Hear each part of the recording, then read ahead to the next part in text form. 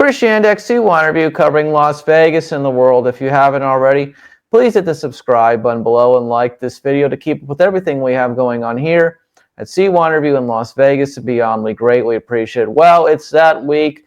The madness that is March is here. The first opening round games prior to the first round games will be tomorrow. Starting tomorrow, the NCAA Tournament is beginning.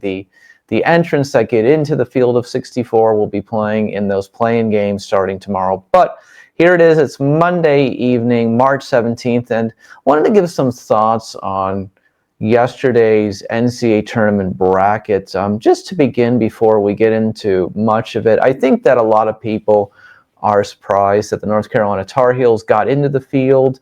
I think there were more deserving teams, probably more likely, like West Virginia, and potentially Indiana, even above North Carolina, who should have gotten into that field. Only one real quality win by the North Carolina Tar Heels. But they did play Duke very impressively, one of the one seeds in the AC tournament down the stretch.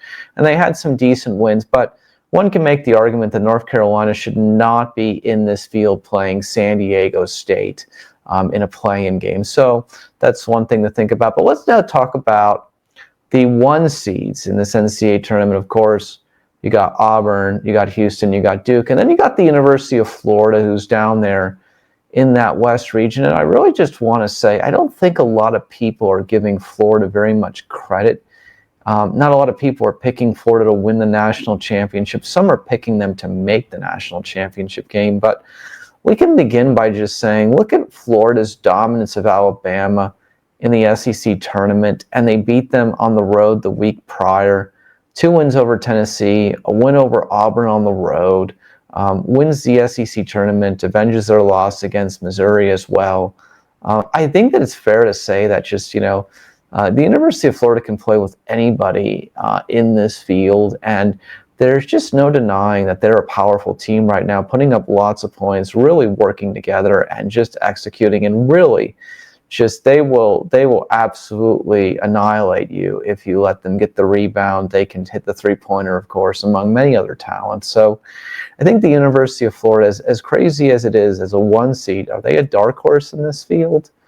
I think a lot of people, are really talking about Houston, or they're talking about Duke, among other teams, to win this tournament. But I just, feel like it's like, look at the teams that are on the 2 line that the University of Florida beat. Both Alabama and both Tennessee are both on the 2 line, and Florida has 4 wins over them. So, I think that a lot of people should keep an eye on the University of Florida. Of course, they'll start their tournament on Friday against Norfolk State, and then the question becomes, if UConn ends up beating Oklahoma in that second round game, what kind of game can Danny Hurley give the University of Florida and Todd Golden this year? And we'll have to wait and see on that.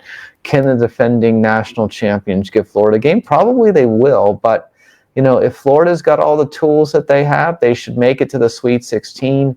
And if they play Oklahoma, they absolutely will make it to the Sweet 16. So that's my thoughts.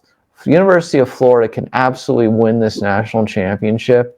A lot of people not picking them, though, as a 1 seed. Maybe they don't think they can make it all the way through, but they have just been dominant, beating many of the best. Yep, they had a loss against Georgia. Yep, they had a loss against Missouri, but they avenged that loss against Missouri in very impressive fashion on Friday in the SEC tournament. So focus on those things going forward. And what I just have to say more than anything else is that enjoy the madness that is March. Of course, there are going to be tons of NCAA tournament watch parties here in Las Vegas at all the resorts, on the Strip, off the Strip, downtown on Fremont Street. There are some free parties, there are some pay parties, there are experiences of the madness that is March. If you're here this week, come enjoy. There have been, colder climates. There's some windstorms going on outside. Hopefully those will be gone, obviously, by the time Thursday and Friday arrive. But enjoy this upcoming weekend. Happy St. Patrick's Day to everybody.